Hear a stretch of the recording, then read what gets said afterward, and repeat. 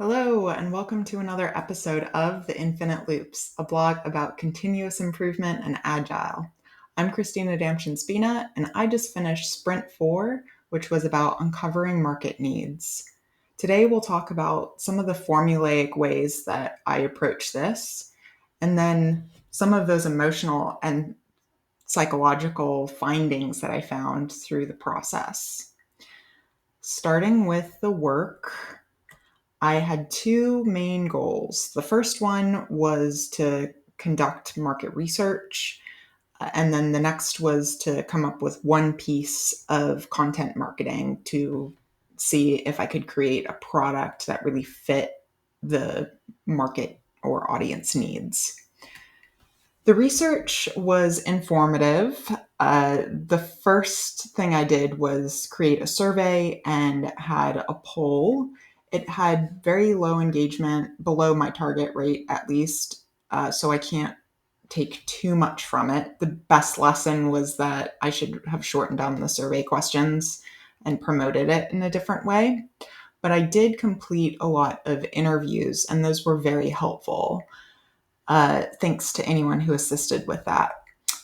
What will help though is if I just rethink the objectives of what I'm trying to get out of those interviews. I need to do some reflection on that, and I'll touch base again on that later. And then finally, observation. I led a workshop on systems inspired leadership.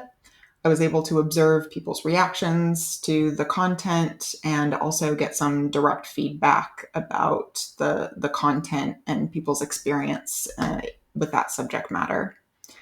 Then I observed what was occurring in the LinkedIn feed and made some reflections on that.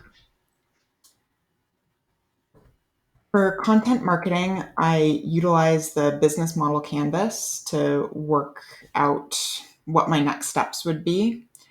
I studied the results from all of the market research, and then I created my MVPs. This is the business model canvas process. I use this book, Testing Business Ideas, and it had a series of templates that I filled out to dig into what the intention and purpose was of the infinite loops, as well as what customer segments existed.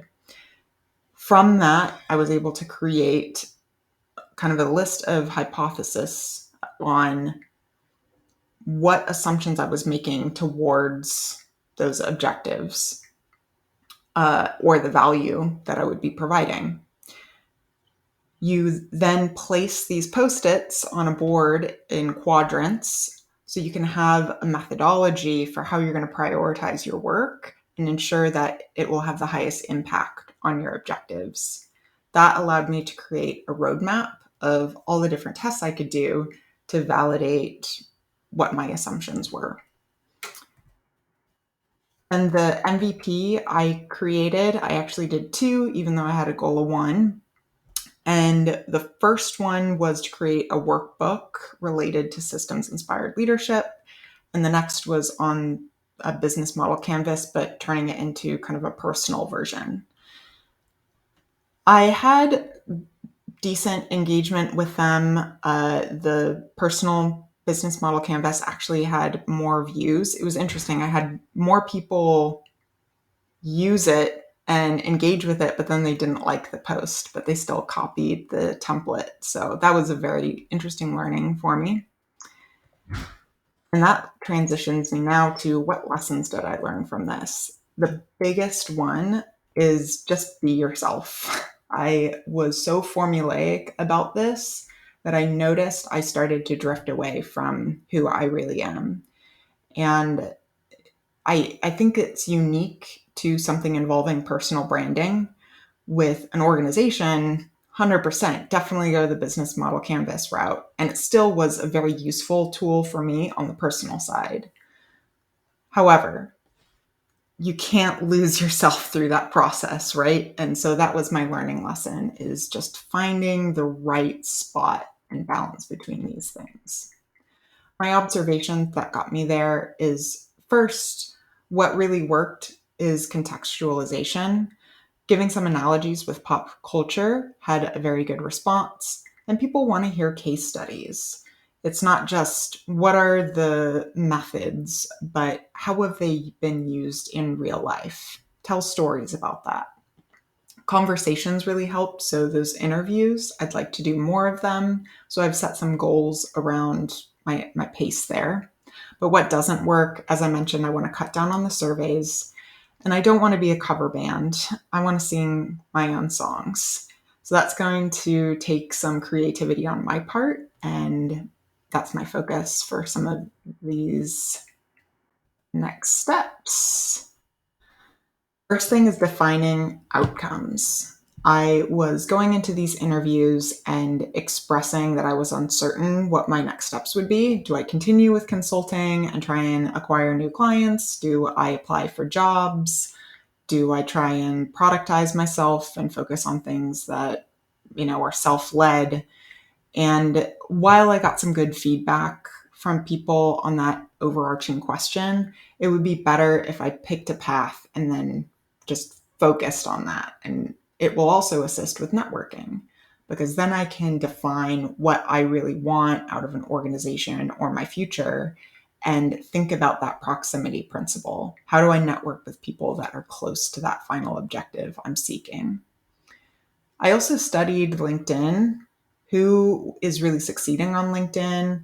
What are they doing? I picked up some tips and tricks, but instead of endlessly scrolling in the feed, I'd like to have a better disciplined process of time boxing it and writing down my observations instead of letting it just sit in my head.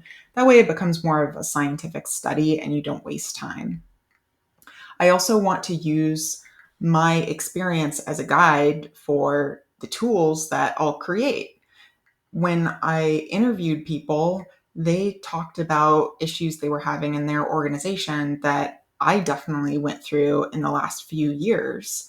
And I found ways to get out of that. So I need to go back, list those experiences, and then create shareable tools for other people. That's singing my own song, right?